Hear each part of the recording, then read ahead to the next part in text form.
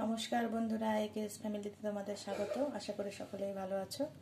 আজকে আমি একটা তেলের পিঠে বা পোয়া পিঠে করে দেখাবো। দেখো বন্ধুরা, কি কি আছে এখানে।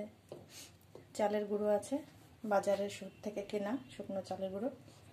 এখানে ময়দা আছে, এখানে সুজি গুঁড়ো করা আছে মিক্সার গ্রাইন্ডারে।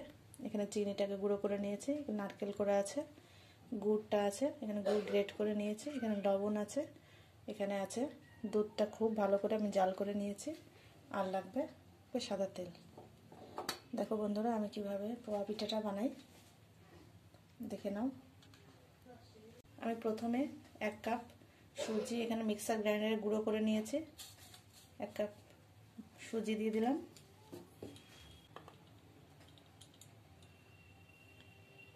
দেড় কাপ মতো ময়দা দিয়ে দিচ্ছি, আর চালের গুঁড়ো দিয়ে দিচ্ছি 2 কাপ।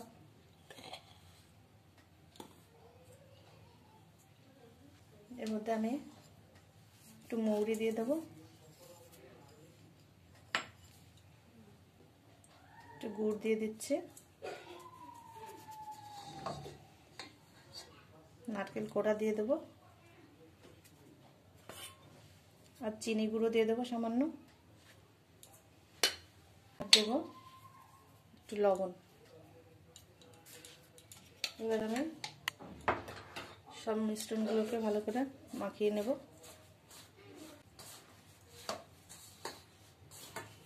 জাল করে নেওয়া দুধ অল্প অল্প করে দিয়ে দেব।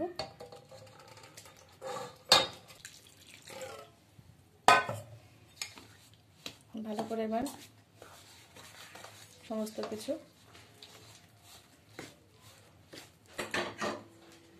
আমি এবার হালকা একটু জল উষ্ণ গরম করে দিয়ে দিচ্ছি। এবার ভালো করে মিশিয়ে নেব। সুন্দর মেশানো হবে, ফেটানো হবে, ততটাই ভালো ফুলবে পোয়া পিঠেটা।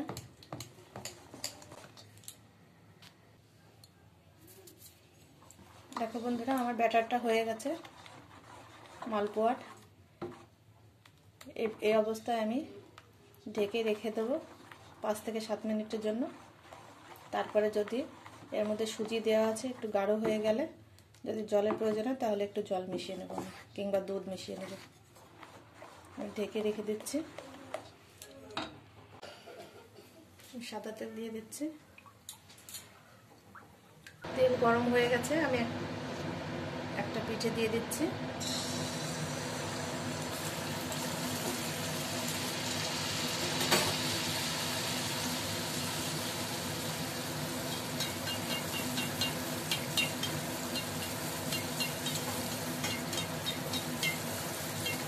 দেখো বন্ধুরা, খুব সুন্দর ফুলে উঠেছে।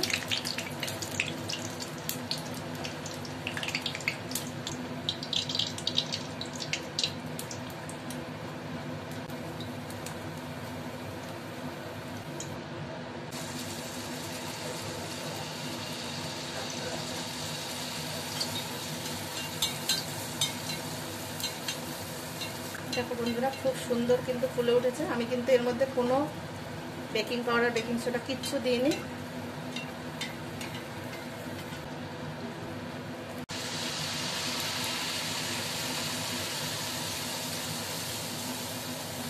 দেখো বন্ধুরা, খুব সুন্দর লুচির মতন কিন্তু ফুলে যাচ্ছে।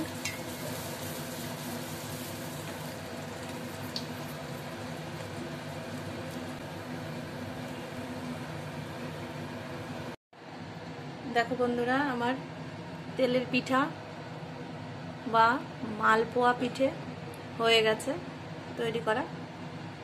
তোমাদেরকে দেখিয়ে দিলাম। ভালো লাগলে বন্ধুরা লাইক, শেয়ার এবং সাবস্ক্রাইব করে দিও প্লিজ। Tata, bye bye. আবার দেখা হবে অন্য কোনো দিন, অন্য কোনো রেসিপি নিয়ে। Thank you.